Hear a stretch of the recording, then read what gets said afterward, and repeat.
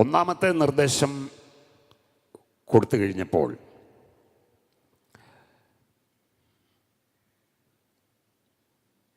എട്ട് കാര്യങ്ങൾ സംഭവിച്ചു.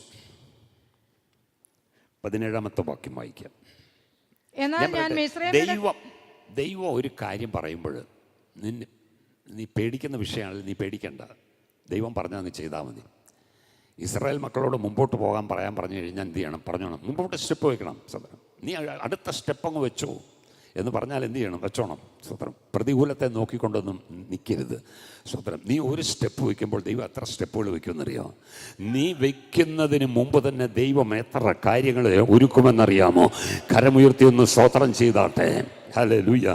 വായിച്ചോ 17-ാമത്തെ വാക്യം. എന്നാൽ ഞാൻ മിസ്രയീമ്യരുടെ ഹൃദയത്തെ കഠിനമാക്കും, അവർ ഇവരുടെ പിന്നാലെ ചെല്ലും. ഇങ്ങനെയൊന്നും വായിച്ചാൽ പറ്റത്തില്ല. ഈ വായന അങ്ങനെയല്ല.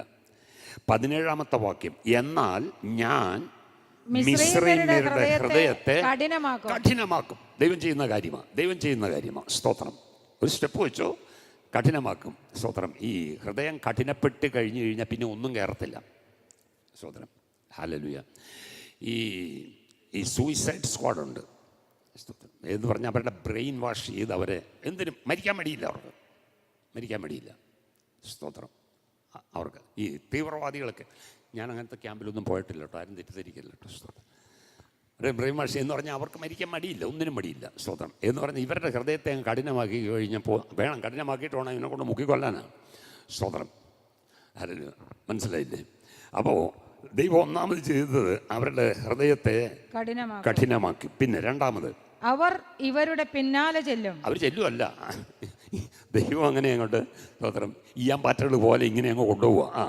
മൂന്നാമത് ഞാൻ ഫറവോനിലും അവന്റെ സകല സൈന്യത്തിലും അവന്റെ രഥങ്ങളിലും കുതിരപ്പടയിലും എന്നെ തന്നെ മഹത്വപ്പെടുത്തും. 4 കാര്യങ്ങൾ അവിടെ പറയണേ. 4 കാര്യങ്ങൾ. സ്തോത്രം. 4 കാര്യങ്ങളിൽ എൻ്റെ മഹത്വം ഞാൻ വെളിപ്പെടുത്താൻ പോവുക.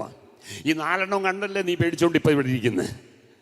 ഇസ്രായേൽ ജനം മുഴുവൻ, മോശമല്ല, ഇസ്രായേൽ ജനം മുഴുവൻ ഇതെല്ലാം പേടിച്ചുകൊണ്ടിരിക്കുന്നു. നീ പേടിക്കുന്ന വിഷയത്തിൽ എൻ്റെ മഹത്വം വെളിപ്പെടുന്നേ.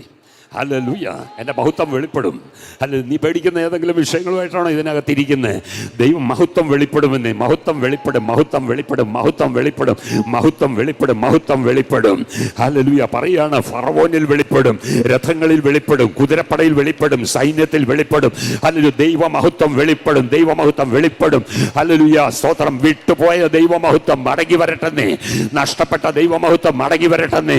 ദൈവത്തിങ്കിലേക്കൊന്ന് മടങ്ങി വരാൻ മനസ്സുണ്ടെങ്കിൽ നഷ്ടപ്പെട്ട വിട്ടുപോയ ദൈവമഹത്വം മടക്കി തരുന്ന ദൈവമാ നമ്മുടെ ദൈവം.